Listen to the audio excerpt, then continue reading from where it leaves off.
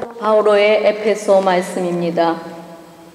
형제 여러분, 그때에는 여러분이 그리스도와 관계가 없었고 이스라엘 공동체에서 멀리 떨어져 있었으며 약속의 계약과도 무관하였고 이 세상에서 아무 희망도 가지지 못한 채 하느님 없이 살았다는 사실을 기억하십시오.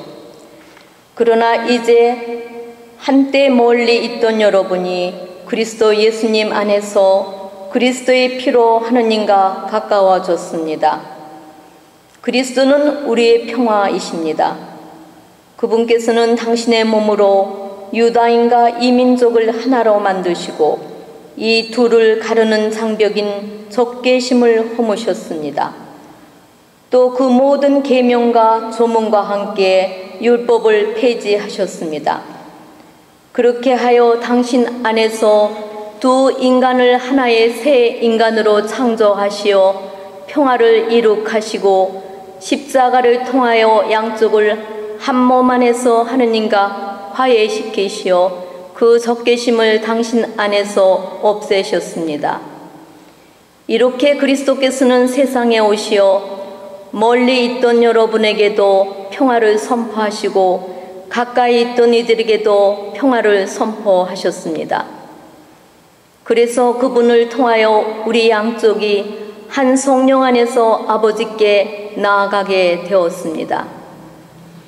그러므로 여러분은 이제 더 이상 외국인도 아니고 이방인도 아닙니다. 성도들과 함께 한 시민이며 하느님의 한 가족입니다.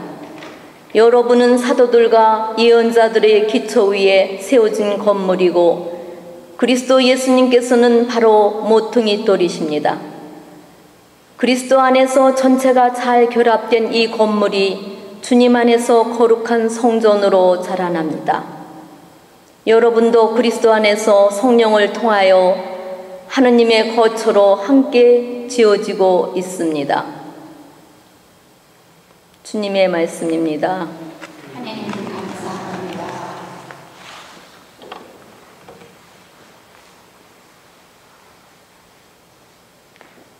주님은 당신 백성에게 평화를 말씀하신다. 하나님 말씀을 나는 듣고자 하노라. 당신 백성, 당신께 충실한 이에게 주님은 진정 평화를 말씀하신다. 그분을 경외하는 이에게 구원이 가까우니 영광은 우리 땅에 머물리라. 주님은 당신 백성에게 평화를 말씀하신다. 자유와 진실이 서로 만나고 정의와 평화가 입을 맞추리라. 진실이 땅에서 돋아나고 정의가 하늘에서 굽어보리라. 주님은 당신 백성에게 평화를 말씀하신다. 주님이 복을 베푸시어 우리 땅이 열매를 내리라. 정의가 그분 앞을 걸어가고 그분은 그 길로 나아가시리라. 주님은 당신 백성에게 평화를 말씀하신다. 알렐루야. 할렐루야. 너희는 사람의 아들 앞에 설 수 있도록 늘 깨어 기도하여라. 알렐루야. 주님께서 여러분과 함께 루카가 전한 거룩한 복음입니다. 그때 예수님께서 제자들에게 말씀하셨다. 너희는 허리에 띠를 띠고 띠를 메고 등불을 켜놓고 있어라. 혼인잔치에서 돌아오는 주인이 도착하여 문을 두드리면 곧바로 열어주려고 기다리는 사람처럼 되어라. 행복하여라. 주인이 와서 볼 때에 깨어있는 종들, 내가 진실로 너희에게 말한다. 그 주인은 띠를 메고 그들을 식탁에 앉게 한 다음 그들 곁으로 가서 시중을 들 것이다. 주인이 밤중에 오든 새벽에 오든 종들의 그러한 모습을 보게 되면 그 종들은 행복하다.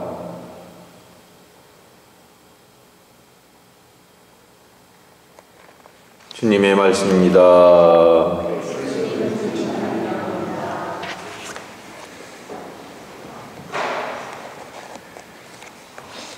제가 성경을 읽으면서 가장 공감하기 어려운 부분이 종이라고 하는 그런 부분입니다. 저는 종이 돼 본 적도 없고 또 주변에 종 노릇을 하는 사람을 본 적도 없어요. 물론 어린 시절에는 머슴이라고 그래가지고 남의 집에 이렇게 머슴살이 하면서 사는 사람이 있었지만 아마 종하고는 좀 의미가 다를 거라는 생각을 하는데, 그저 종이라는 존재를 알 수 있는 것은 그저 사극에서 나오는 그런 종들을 보면서 느끼는 그 정도죠. 아, 종이 저런 존재이구나. 종의 가장 큰 특징은 뭐냐면 자기라는 것이 없다는 겁니다. 주인이 어떻게 말하든지 주인의 말에 온전히 100% 순종해야지 자기 주장이라는 게 있을 수 없어요. 그러니까 제멋대로 할 수 있는 건 아무것도 없는 거예요. 그런 의미에서 종이라고 하는 존재는 참 비참한 존재이죠. 그러나 예수님께서는 성경에서 가끔씩 종에 대한 비유를 듭니다. 왜 그런 말씀을 하실까? 아마도 종처럼 자신을 온전히 비우고 자기 생각이나 자기 주장이나 자기 멋대로 하지 않고 모든 것을 하느님의 뜻에 맞춰야 한다. 그런 의미에서 아마 종을 비유로 들지 않았나 하는 생각이 듭니다. 오늘 복음에도 여전히 종이 등장하고 있는데, 잔치집에 갔던 주인이 돌아올 때까지 허리에 띠를 메고 깨어 있으면서 그 주인을 맞이하는 종은 참으로 행복하다. 그가 깨어 있는 것을 보고 그 주인이 그 종들을 식탁에 앉히고 오히려 그들에게 또 시중을 들어줄 것이다. 이렇게 이야기를 합니다. 그렇게 이야기하면서 그렇게 깨어 있는 종이야말로, 주인이 올 때 잠들지 않고 깨어 있는 종이야말로 참으로 행복한 사람이다라는 그런 이야기를 우리에게 들려주고 있습니다. 사실 근데 현실적으로 깨어있다는 것이 도대체 무슨 의미일까? 우리는 물리적으로 항상 깨어있을 수만은 없습니다. 사람은 잠을 자야 되고, 잠을 안 자면 죽거나 미치거나 무슨 수가 나겠죠. 사람이 살아가는데 잠이라고 하는 것은 반드시 필요한 것이고 필수적인 것입니다. 잠을 자지 못하면 그건 큰 병 중에도 아주 큰 병이 되겠죠. 그렇기 때문에 물리적으로 항상 깨어있을 수는 없어요. 그렇다면 여기에서 깨어있으라고 하는 말은 무슨 뜻일까를 한번 생각해 보았습니다. 그것은 지금 바로 이 순간에 내가 어떻게 생각하고 어떻게 마음 먹고 어떻게 처신해야 할지, 행동해야 할지를 제대로 깨닫는 것이 아닐까 하는 생각이 듭니다. 그러기 위해서는 늘 주변에서 일어나는 일들과 또 나의 처지와 또 무엇보다도 주님께서 과연 지금 이 순간에 내가 어떻게 하기를 바라실까 하는 것에 대한 그런 집중을 하는 마음이 필요하다고 생각을 합니다. 사실 사람들은 생각을 하고 그 생각을 마음에 결심하고 결심한 것을 행동으로 옮기게 되어 있죠. 그러니까 어떻게 생각하느냐 하는 것은 매우 중요하다고 생각을 합니다.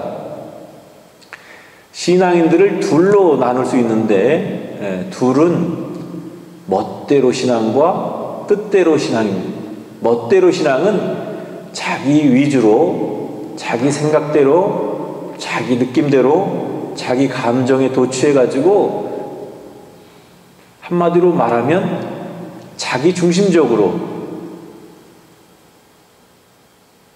행동하고 신앙생활하는 그런 신앙입니다. 그런데 아쉽게도 우리 주변에는 이렇게 멋대로 하는 신앙인, 자기 기분에 들떠서 하는 신앙인들이 더 많은 것 같은 그런 느낌이 듭니다.